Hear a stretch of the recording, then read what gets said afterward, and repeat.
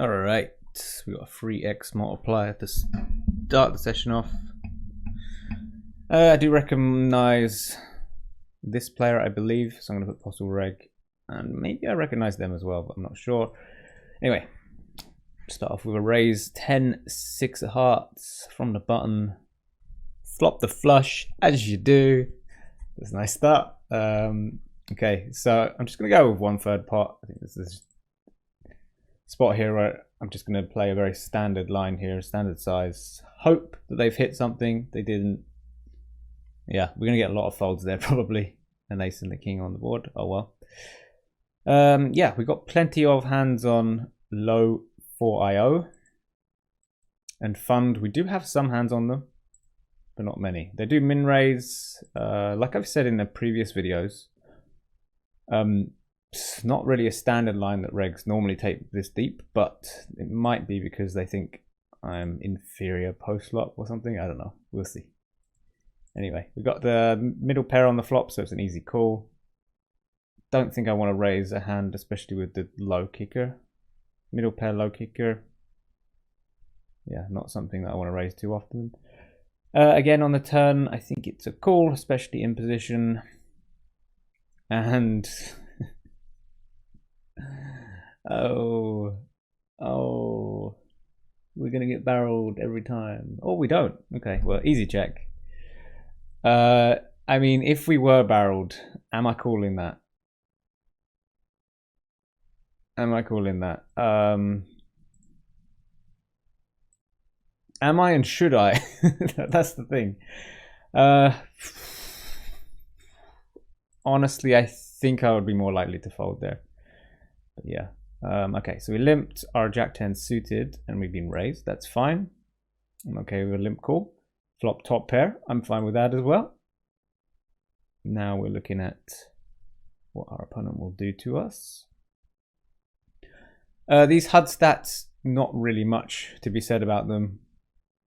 Nothing is glaringly unusual. So we're going to keep it like this. Maybe I can go for a raise. I think I will actually. I'm going to go for a raise against the small bet.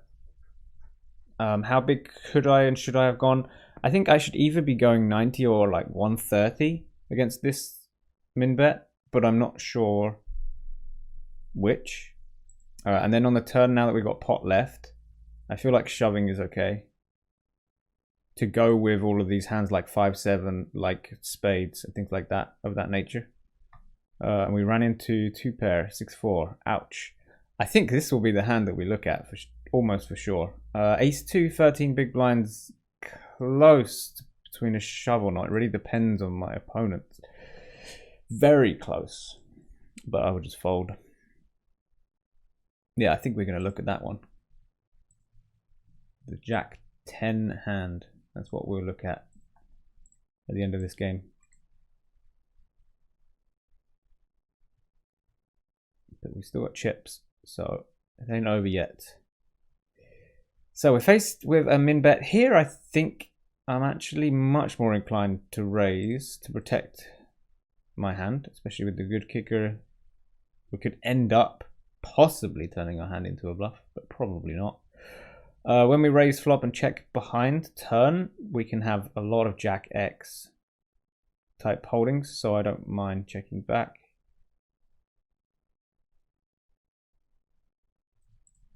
Yeah.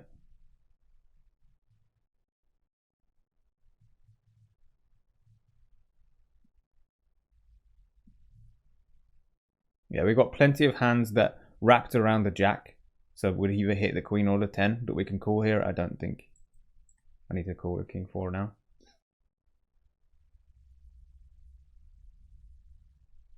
And a lot of the stuff that I raised on the flop would often continue on this turn card as well. So I think I'm fairly showdown heavy on the river, and I just think I had it near bottom of my range. So yeah, I don't mind folding it out. Okay, we got some chips, so back in the game. Good stuff.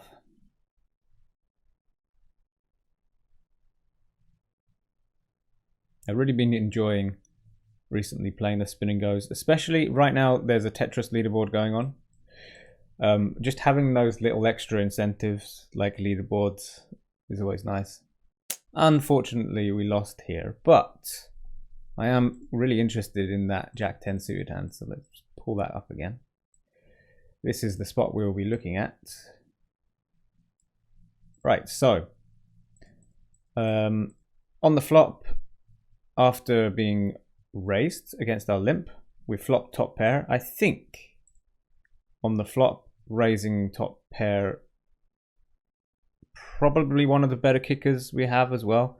Should be okay, especially on a board like this, near the top of our range. So yeah, I'm fine with the raise, especially against the very small quarter pot size.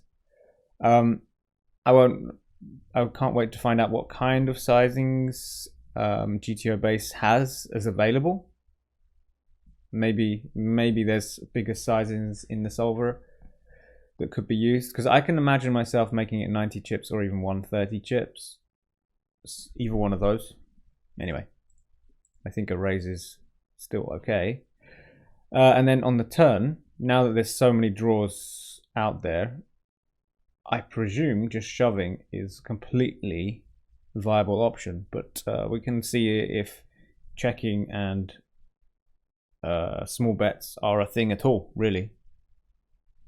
So yeah, that's what we'll look at. Let's go and have a look. Okay, so once again, we'll be using GTO Base to check out this spot. If you've never seen GTO Base before, what it does is you can take hand histories from your games and plug them into this database / server of stuff, and then you can see how a solver would play if they were in your shoes. Now, they've got plenty of features here. The one that I like to use for these videos is just to paste a single hand history in like this. But they do have the option to upload entire sessions, in fact, up to 75,000 hands. And then you can even look at things like your EV losses in certain spots. So you can just look at only the hands and spots where you've probably screwed up or you've deviated very far from the solver. Or you can check out the report section, and then in that you can apply whatever filters you want, and then you can look at how much things should have been played and then your difference compared to GTO. So here I don't have that much of a sample, but if you're hitting up to 75,000 hands in a month at these, you can really start to see how the percentage of what you played compared to GTO is, and really start working away and making sure your game is balanced to that kind of extreme. That's not really something that I don't think you would need even at the $100 stakes, to be honest. That is for the end bosses, I would say. So not too interested just now. Really, I'm just looking at very specific hands and just wanting to see how those work and react. And I think that is worth the price tag for me alone. Playing $100 spins. This costs $150 a month, but you can get a 5% discount code down below if you are interested. If you're not, don't worry. We're using it here, and you can watch for free, so it's all good. Okay, so my Jack 10 hand here, I decided to go for a limp, and that's not the standard play here. You are meant to be raising to 3 big blinds mostly.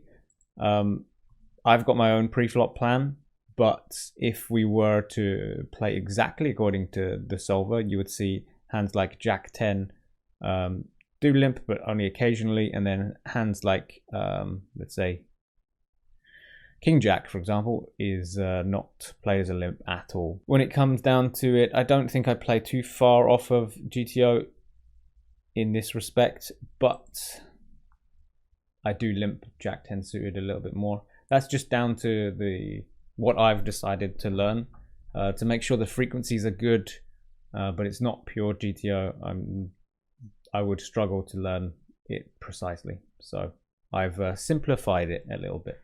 But the EV is basically the same as raising. In fact, apparently it's higher than raising to 3 or raising 2.5 big blinds, according to the solve, but only by a tiny amount. Anyway, they raise with 6-4 off, which is definitely something they can do quite often, and we call.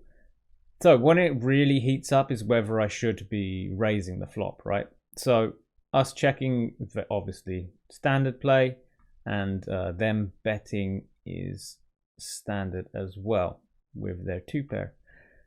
When it comes back to us, folding obviously not an option, but then calling or raising.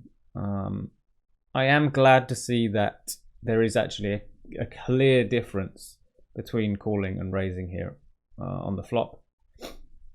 So I'm pretty much always raising this because it's near the top of my range to like highest kicker jack that I have, really. One of the highest at least. So yeah, it makes sense to raise it, and I'm glad that Mr. Solver agrees. And then they call, which is standard. Now, the raise size that I used is a little bit smaller than what they suggest. I think it does the same kind of job, so I'm not going to be too worried about the different raise size here. And then on the turn, it's got either a small bet for 1/3 pot or a shove. And we went for the shove. And I just wanted to see, like, are we meant to use this small bet at all? And clearly we're not. We're just meant to shove it in because of all these things coming out, which is good to see. It's very, very rare when we do these videos that I'm completely close to spot on, at least. So I'm happy with this one. What I want to do is look at just the overall strategy once I've check raised the flop, or in fact maybe I should just go back to the flop directly. How often should we be calling, folding and raising? So we got a Jack 10 suited here, so Jack 10 is obviously betting. Queen Jack, if we have it, is mostly raising. Jack 10 off, mostly raising as well. But yeah, we can look over here on the right hand side of all the different things. So sets are mostly slow playing. And what sets have I got here really? I guess we can have, yeah, no, I'm limp shoving pocket 4s if I've got, and then 6s, not really doing that at all. Not putting it in this way at all. So yeah, 4s I would never have. I would never have 4s, so it does kind of skew the strategy that we should be having, but it's only a very, very small portion of the range, so we're good. 2 pairs mostly raising, top pairs mostly raising, and then for bluffs, it seems to like using hands like some of these gut shot type hands. So we got 8-5 of hearts and diamonds being used, 8-5 of clubs obviously being used, but that's almost a value bet, right? Let's have a look at the offsuit stuff. King 7 off is something that has been used. King 8 off for the most part when we've got a spade in our hand. So we got the backdoor spade. That makes sense, but yeah, we do need a backdoor spade in there. But then it's actually good enough to call or raise as well, just having that backdoor. So yeah, would I be calling with the backdoor spade? Yes. Would I be folding without it? Yes. Would I be ever raising here? Probably not. I don't think. Maybe a king 8 with the 8 of spades I might end up raising every now and again, but I can't say for sure. Hands like queen 8 do the same thing. Really, if I was going to raise stuff, I would often be raising something that wraps around the jack as a bluff. So I would be going for hands like 10-9 of spade. No, sorry, 10-9 of clubs maybe? Let's have a look. Is that something could ever do? Apparently not. Is the EV that different? It is. It's a very easy call, apparently. So I'm using two stronger hands here, to check raise here. So we do need to start making sure we work in things like queen 8 and king 8 off with those backdoor spades.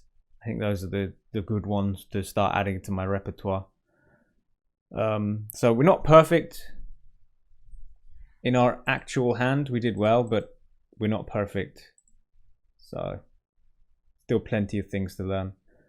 Let's go to the turn now. So I wanted to see, do we always shove on this kind of board? Is it always check and shove? Apparently there might be another sizing to use, which is 1/3 pot. Let's have a look. Let's have a look-see. As the small blind, we're meant to be shoving 51% of the time when we get to this spot after check raising. And then 20% or 18% of the time we're meant to be betting small. Now, what kind of hands are we betting small? Let's have a look. We are using hands like, I'm just gonna use the normalized thing so we can see it a little bit easier. We're meant to be betting small with top 2 type hands. That makes sense. Yeah, 2 pairs. I guess these 9x type of hands using the small bet. I'm guessing it's, we bet it and then if we're shoved we'd have to call, right? So we've got 9-7 suited, for example. This one's in spades. Okay, well that makes sense. You're always calling that. 10-7 suited, that would be only the spades and the clubs. So the monster combo draws are betting small as well. And then they would call the shove. Okay, that makes sense. So that we're not check and then faced with a shove having to have bad odds to check call. That makes sense. What kind of hands are we using as bluffs though for these small sizes? 5-3. No. They're all combo draws. Queen 8 off. So we can continue. You know those hands that we had before? Our King 8s and our Queen 8s from before. We could be continuing those, especially the Queen 8s, because we've got the gut shot, and it would be an easy fold if we're shoved on. So I really like this. Okay, I'm really happy with this. Having both a club and a spade, so we're blocking both types of flush draws. It does seem to mean we're more inclined to make the bet. But yeah, I can get behind using some of these hands that have flopped a backdoor draw and then we're turning instead a kind of gut shot type draw and then betting that small size and then giving up if we're shoved on, alongside those combo flush draws and the 2 pairs, of course. Okay, yeah, I'm pretty happy with this. If you guys are enjoying this kind of content, keep letting me know. I know I keep asking you, but it's good to know. If you are looking at getting good yourself at these kind of stakes, these like $50, $100, $25 stakes, we do offer one-on-one coaching now on our website. At the moment, we've got Sibe, who is currently offering coaching. You can come over to our website and check the rates that he's posting. If you use our Discord channel ever, you should know Sibe, as they are very active on the spin hand history section. So over here on Spin and Go hand histories, if you just come over here, we're often posting and talking about hands in here ourselves. If there ever is a spot where a lot of us are confused or intrigued, often what will happen is I will chuck it in a solver or something like GTO Base. Probably more likely I would self-solve the spot, and then we can discuss it. And it's all free, so may as well come over to our Discord if you haven't done so already. Yeah, otherwise please like this video and hit the subscribe button if you haven't done so already, and I'll keep doing this content. Anyway, thank you all for watching. I'll see you later. Peace.